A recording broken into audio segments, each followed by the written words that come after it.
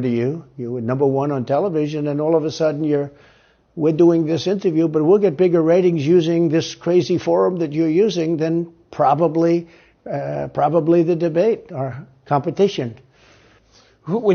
Yo, what's good? So, pretty much we got to talk about this Donald Trump Tucker Carlson interview. So, first and foremost, I was watching the Republican primary debate.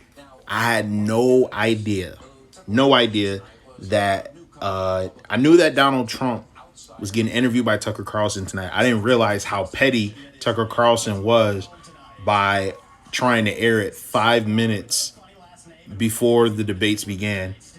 So he stepped all over it. And the thing is, we already know Donald Trump, he has over 60% of the vote. What I had no idea was that they was going to break the internet the way they did, yo. They had over 80 million views already. Let's put this into context. 80 million views is insane. Do you understand what TV networks would do to get that level of ratings?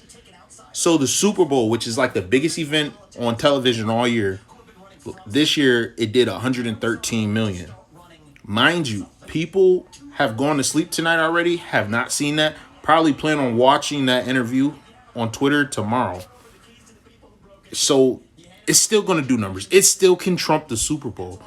The NBA Finals only did 11 million on average a night for the 5 games of the NBA Finals this year. Donald Trump getting interviewed by Tucker Carlson outperformed the NBA Finals and can outperform the Super Bowl. That's insane. I'm sorry, it just took me a second to really take that in. But what we're going to talk about is my prediction.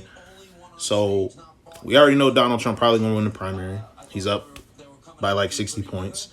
The question is, who's going to be his running mate? My prediction is it's really out of 2 people. I think it's going to be Vivek Ramaswamy, excuse me. I'm probably not pronouncing the name right, but I think it's going to be him. If not, maybe Ron DeSantis. The only thing is him and Ron DeSantis be butting heads. But if they could come together, I think that would be dope. Yeah, I mean, we'll see what happens. But I just think it's insane how they broke the internet tonight. You got to give Trump props. Whether you like him or not, you got to give him props for doing that. That's some Teflon Don type stuff. You got to give props. Out in Milwaukee.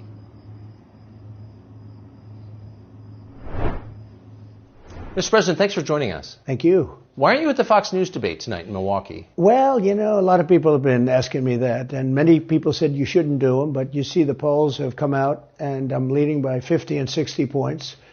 And, some of them are at 1 and 0 and 2. And I'm saying, do I sit there for an hour or 2 hours, whatever it's going to be, and get harassed by people that shouldn't even be running for president? Should I be doing that? And a network that isn't particularly friendly to me, frankly. They were backing Ron DeSanctimonious like crazy, and now they've given up on him. I mean, it's a lost cause. It reminded me very much of 2016. In 2016, I went through the same stuff and had to fight them all the way, and then they became very friendly after I won, or just about when I was winning. But I just felt it would be more appropriate not to do the debate. I don't think it's right to do it. If you're leading by 50, 60, I have one problem leading by 70 points, and I'm saying, why am I doing it? And I'm going to have 8 people, 10 people, whoever made the debate, I don't know how many it is, but I'm going to have all these people screaming at me, shouting questions at me, all of which I love answering, I love doing, but it doesn't make sense to do them. So I've taken a pass, as you probably noticed. Well, I did. I'm grateful that you did. It's interesting, though, because you spent a lot of your career in television. Yeah. You had a top show in television on NBC. But you don't feel the need now running for president to do television, obviously. Do you think television is declining? Well, according to a poll that I guess we just saw, it just came out where it's down 35%, but I think they were referring to cable. I think cable's down because it's lost credibility. MSNBC, or as they say, MSDNC, is so bad. It's so wrong what they write and what they do and what they say. It's fake news, as I said. I think I came up with that term. I hope I did, because it's a good one. It's not tough enough anymore. It's corrupt news. You know, really what you do is call it corrupt news, but somehow that doesn't play as nicely. But it is corrupt news. So you have MSNBC and you have CNN, who's absolutely doing no ratings at all. I mean, they're dead.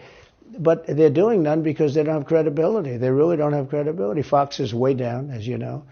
And the good old days are long ago. I will say this, it could come back, but they just don't have a lot of